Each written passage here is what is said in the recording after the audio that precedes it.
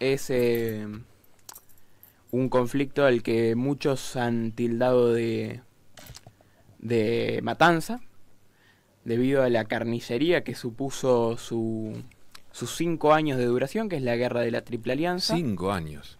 Sí. ¿Cuánto decía Mitre que iba a durar?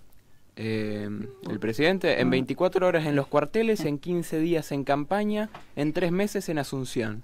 Y se desarrolló en 2 presidencias. En 2 presidencias. Como parte de una y otra, ¿no? La de Mitre. Y la de Sarmiento.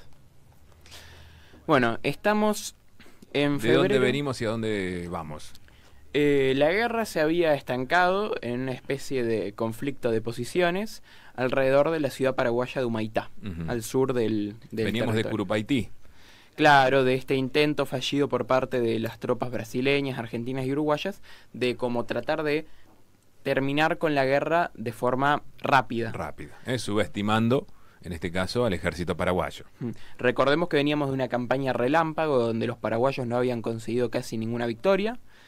Habíamos recuperado Corrientes desde la invasión de 1865, habíamos destrozado a los paraguayos en la batalla de Tuyutí. Entonces el pensamiento era: esto lo liquidamos en un ratito, ¿no? Claro, y por más de que había durado bastante más, todo tildaba a un término rápido. Claro. El propio Mitre ya estaba diciendo que... Y recordá la diferencia que había en el número de soldados. Claro, que los paraguayos, si bien tenían un ejército mucho más grande, juntar a Brasil, Argentina y Uruguay los superaba en número. Y ya después de Tuyutí... Bueno, pero le erraron en los cálculos y le fue mal. Y la batalla de Curupaití fue esto de cómo vas a atacar de frente a posiciones bien defendidas, atrincheradas y con fosos. Es sencillamente un ataque suicida y terminó como tenía que terminar. La batalla de Curupaití se lleva la vida de 8.000 brasileños. En sí hay muchas más bajas, sobre todo del lado argentino, pero estamos hablando de que los paraguayos perdieron 32 hombres y unos cuantos heridos. 32. Salieron fortalecidos entonces. Sí, en realidad sí, claro. Entonces estábamos ante un estancamiento de... dijimos, vamos a tomar Humaitá y de Humaitá nos vamos a Asunción. Claro. Pero ya la campaña en el sur de Paraguay estaba siendo incontrolable. Las enfermedades estaban abatiendo a los soldados. Ese es otro dato del que hablaste, que María Aurelia, vos, el programa pasado. Cuenta, claro. La cólera, la fiebre amarilla. Y que fue en el ejército, pero después se proyectó a los países. Claro. Porque cuando vuelven, claro. Además, el brote de cólera afectó mucho a las poblaciones, sobre todo de Corrientes, porque los cuerpos muertos se tiraban al río Paraguay corriente abajo. Claro. Para febrero de 1867, que es en el momento en que estamos, muere el vicepresidente de la Nación, Marcos Paz. Mitre se toma el palo, agarra el cambiazo y se va a Argentina a ejercer la presidencia por el año que le queda, dejando al ejército aliado sin un comandante claro. Qué loco eso también, ¿no? El presidente comandando el ejército. Claro, claro. Creo que es el único presidente que va a poner la cara. Sí, me parece que es el único. Claro. Al frente de un ejército. Claro. Claro, recordamos que ahí surge la ley de acefalía, la primera. Exactamente. Así que el que asume el mando del ejército aliado es un brasileño, el llamado Marqués de Calles, que el objetivo principal es rearmar al ejército después de la derrota en Curupaití. Eso es lo que se va a buscar durante todo el año 1867, que es un año muy pausado. No se generan grandes ataques, lo más importante vendrían siendo asaltos paraguayos a caravanas de provisiones. De hecho, se tiene la noticia de que estaban tan hambrientos los paraguayos que cuando asaltaban en posiciones y robaban alimentos, antes de llevarlo a los cuarteles se los comían ellos mismos. Eso que decía recién también es una cuestión, me parece algo curiosa, de que una persona, ¿cómo dijiste el general brasileño? El duque de Calles. Organice ejércitos de 3 países. Claro. ¿No? Igual ya para ese punto Uruguay estaba ya casi fuera de la guerra. Quedaban batallones, pero estaba medio fuera. Sí, claro. Ahora, claro, el tema es que hay también un espíritu por parte de los paraguayos de defender su tierra también, porque la mayor cantidad de luchas se produjeron en territorio paraguayo, ¿no? También, y ellos también veían, ya se daban cuenta del espíritu imperialista, sobre todo de Brasil. Claro. Pero más que nada, si ya empezamos una guerra y es difícil ganarla, ¿para qué nos vamos a rendir ahora? Yo pienso, ¿por qué hacerle el juego a Brasil? ¿no? Sí, porque Brasil no formaba parte del ex virreinato. Paraguay sí, si bien fue la primera en separarse. Ajá. Pero bueno. Y encerrarse un poco. Estaba más cerca. Claro. Es perder en fase de grupos, luchar contra Brasil. Claro. Aparte el espíritu de ¿Para qué aliarse con Brasil? Eso es lo que planteas. Claro. Y terminamos y en contra de Paraguay, que había sido tu hermano, o seguía siendo tu hermano. Claro, claro. Incluso Brasil viene de origen portugués, que Portugal y España fueron enemigas. Claro. Si uno se empieza a pensar... No nos unía nada. No, igual que ahora. Hay que verlos como que los paraguayos estaban en una situación rara, pero los argentinos, al aliarse con Brasil, era más que nada la caída de popularidad que tuvo el presidente cuando Paraguay invade Corrientes. Claro. Ya sabemos que le rodearon la casa Mitre. y le preguntaron el por qué no había hecho algo, por qué había permitido que López invadiera Corrientes, que el plan original era tomar Corrientes para ir a Uruguay a defender al partido blanco. Sí. Y Mitre ya le tiene que declarar la guerra a Paraguay, porque no solo Corrientes se le había puesto en contra, todo el país se le había puesto en contra. Pero la situación de los paraguayos no era buena tampoco. Tenemos un ejército que ya está empezando a reclutar adolescentes, está empezando a reclutar mujeres, está empezando a reclutar ancianos. Todo lo que pueda caminar sirve. Casi niños eran. Ya para el final de la guerra van a ser niños de 12 a 15 años. En el final de 1867, López toma una pésima decisión, que es volver a atacar el campo de Tuyutí. Ese campo que había atacado el 24 de mayo de hacía un año y había salido fatal. El ejército paraguayo ataca el campo de Tuyutí, la llamada segunda batalla homónima, y los argentinos y los brasileños obviamente repelen el ataque. En Asunción se festeja esto, se festeja el ataque a Tuyutí, porque se vende como una victoria, porque los paraguayos habían logrado capturar parte de las provisiones, habían logrado saquear el campamento. Entonces se festeja como una continuidad de la victoria en Curupaytí, por más de que fue una derrota. Claro. Pero ya tenemos a dos ejércitos que están totalmente desprechados, y además López tiene... ¿Están qué, los ejércitos? Están totalmente desprechados, no tienen pertrechos. Mira. Por ejemplo, los paraguayos, la gran mayoría tienen las ropas gastadas, rotas, no tienen botas. Mira. Entonces los brasileños ya empiezan como a apretujar cada vez más la ciudadela de Humaitá, y López tiene que tomar una decisión. O se hace fuerte en ese lugar, lo cual sería alargar la guerra todavía más, o entrega Humaitá. Ese es el uno de los dos, de la consecuencia de una victoria que fue muy buena, pero no ayudó en nada a Paraguay, que es la de Curupaytí. Claro. El duque de Caxias se empieza a encerrar a los paraguayos en Humaitá, no entran alimentos, de hecho muchos tienen que comerse sus propios caballos. Y después de capturar la ciudadela de Curupaytí sin ningún inconveniente, para enero de 1868 los brasileños atacan Humaitá. Los bombardean, entran con todo el ejército, abren las puertas y no hay nadie adentro. López la había abandonado. Ajá. Con esto queda abierto el camino a las tropas aliadas hacia Asunción, y los brasileños y argentinos ya empiezan a imaginarse que la guerra va a terminar ahora. ¿Dónde está López? Se encuentra atrincherado en los que todavía se llaman las Lomas Valentinas, que son dos montañitas no muy altas que se hallan al sur de Asunción. ¿Cerca de Encarnación? Sí. ¿Puede ser? Sí. Sí, es una ciudad que está por ahí junto con otra que se llama Concepción. Sí, claro.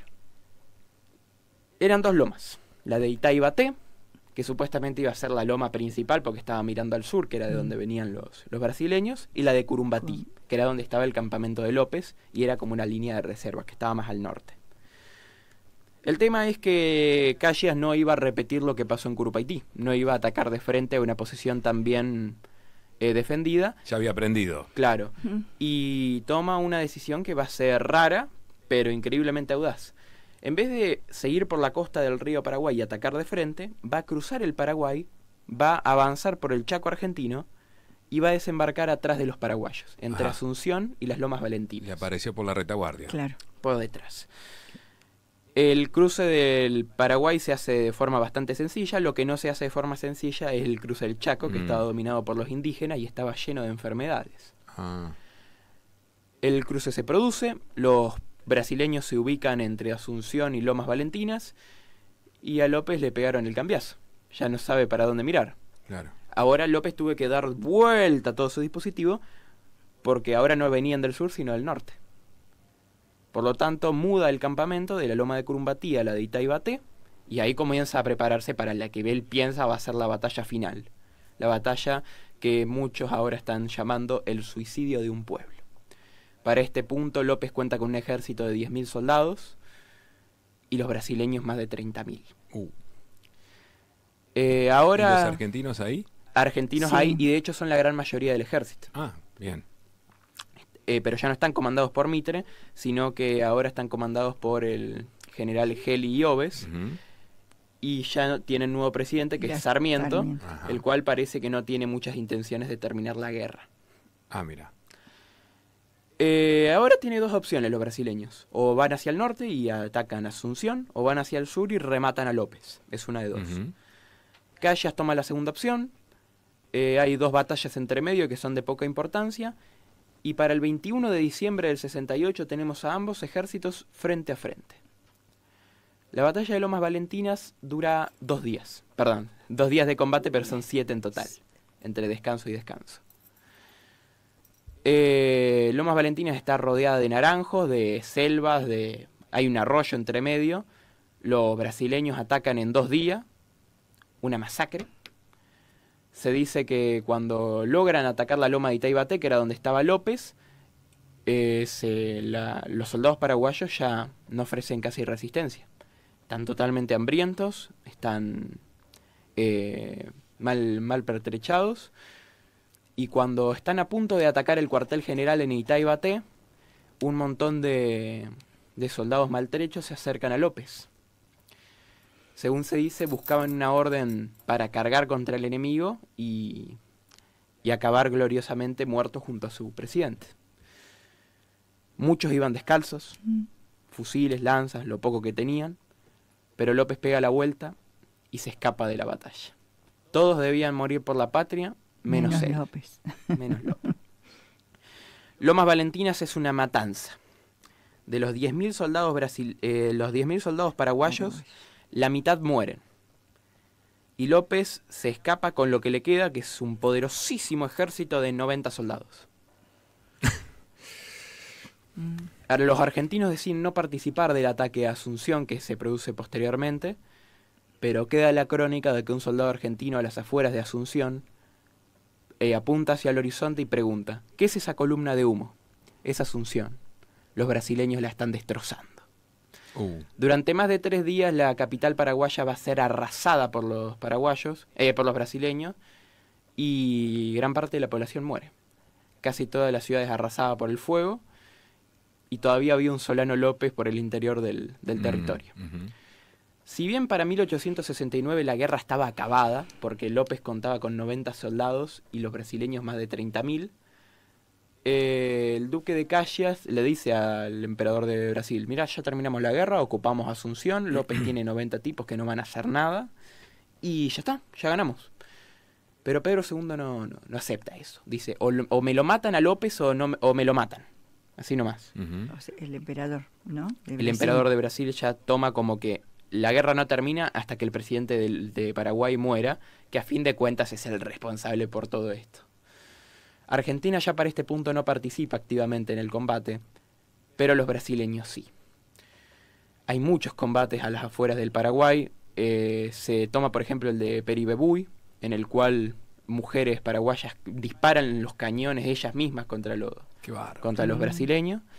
Y el de Acostañú, el 16 de agosto de 1869, en el cual un ejército de paraguayos compuesto más que nada por niños de 12 a 15 años plantan cara a 2.000 profesionales brasileños.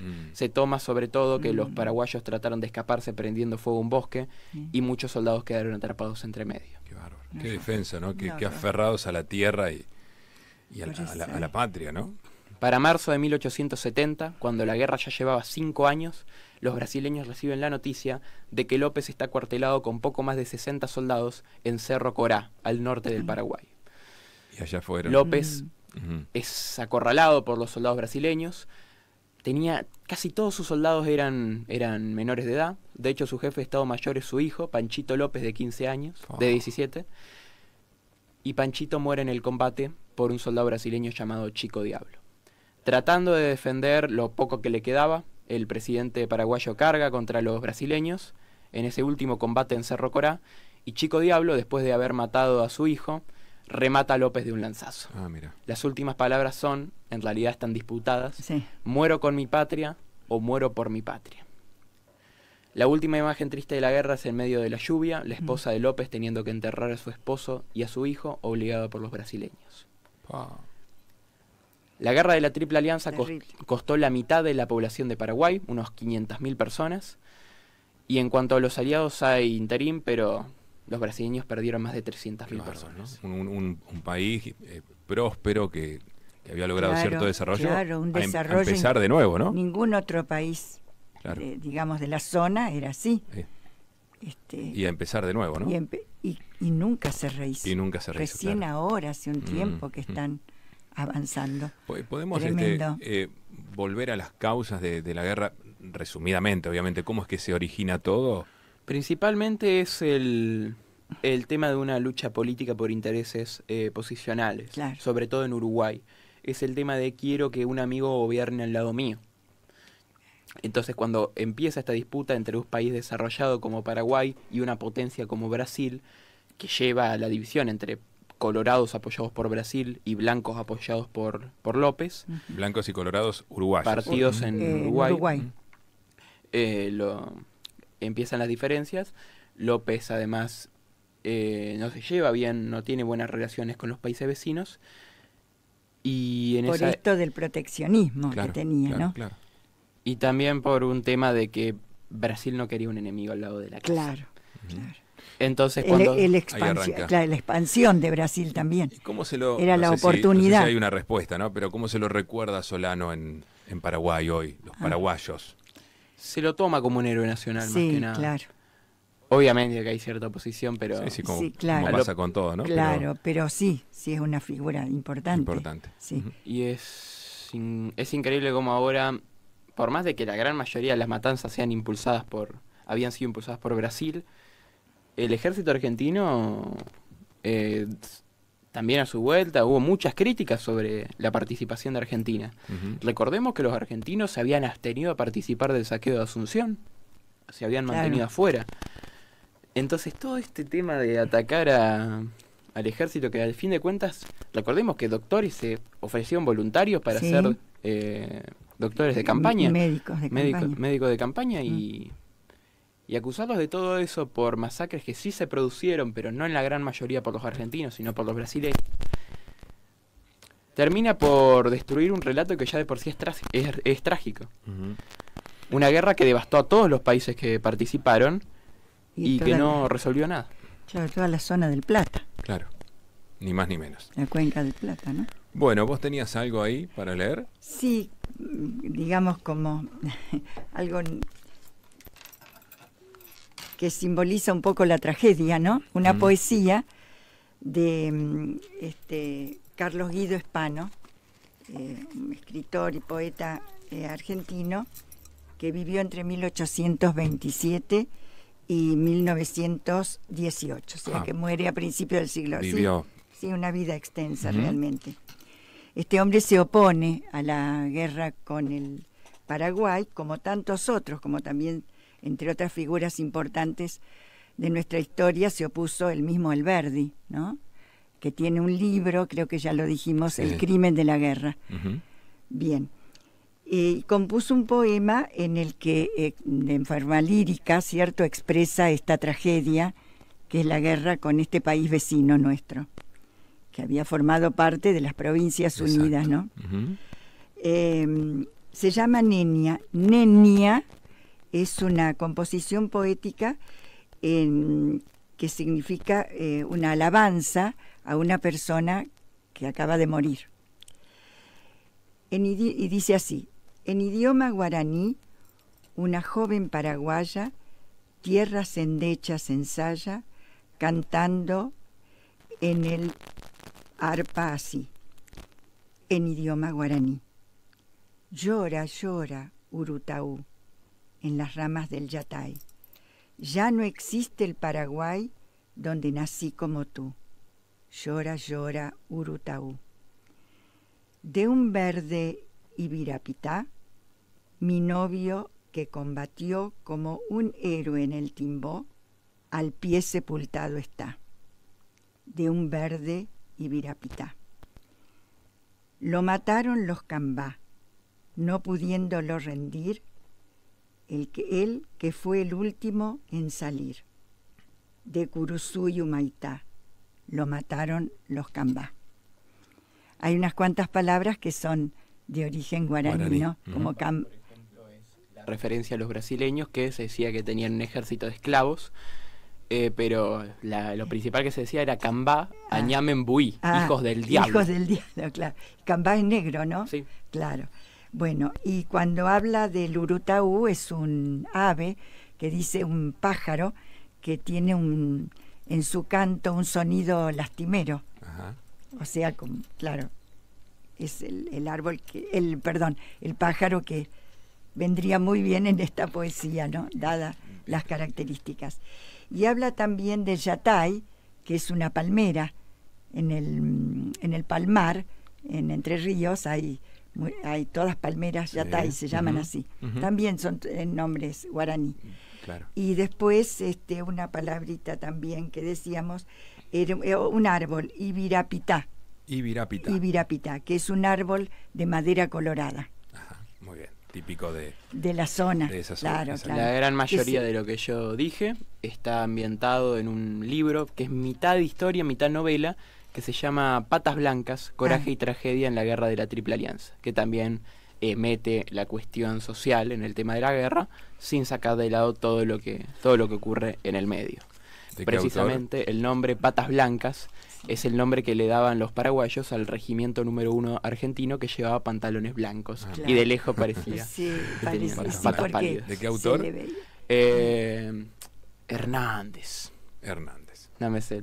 Fernández. ¿Fernández o Hernández? Fernández. No me acuerdo el nombre. Bueno. Alberto. No. No. Alberto. Pero sí, tiene varios libros precisamente. que son así. No precisamente. Como 649 Eternos Centinelas de Malvinas, también es libro de él. Ajá. Está bastante bueno. Bueno, gente, ¿estamos? Sí. ¿Quedó algo, María Aurelia? No. ¿Eh? No, simplemente la reflexión de cómo fuimos también partícipes de la destrucción de un país vecino y que debería ser un país hermano. Es así, pero bueno. Y sin motivo. Claro, y cómo terminó, porque terminamos perdiendo territorio, porque parte del Chaco paraguayo siguió en poder de Paraguay, por aquello de que la victoria no da derecho. Claro. Que lo dice justamente Varela, que era ministro de Relaciones Exteriores en la época de Sarmiento. Entonces, siguiendo lo que decía la Triple Alianza, que no había que apoderarse de territorio aunque se hubiera ganado, pero no fue así. No, claro. Y todo eso lo digitó Brasil. Lo digitó bien. Claro, incluso porque terminamos yendo a un juicio, digamos que una cuestión de límites, ¿no? Que bien con el que actuó ahí fue el presidente de Estados Unidos, Hayes, y perdimos ese territorio al norte del río Paraguay, el norte del río Pilcomayo. Bueno, quedó en poder que Brasil lo digitó bien.